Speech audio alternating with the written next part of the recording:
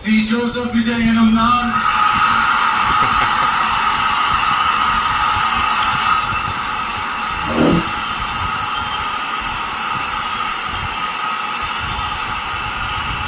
சட்டப்படி அமைக்கப்பெற்ற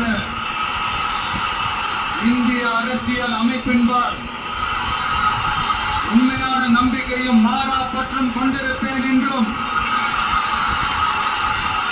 இந்திய நாட்டின் ஒப்பில்லாத முழு முதல் ஆட்சியையும் ஒருமையையும் நிலை நிறுத்துவேன் என்றும் தமிழ்நாட்டு அரசின் முதலமைச்சராக உண்மையாகவும் உளச்சான்றின்படியும் என் கடமைகளை நிறைவேற்றுவேன் என்றும் அரசியல் அமைப்பிற்கும் சட்டத்திற்கும் இணங்க அச்சமும் ஒருதலை சார்பும் இன்றி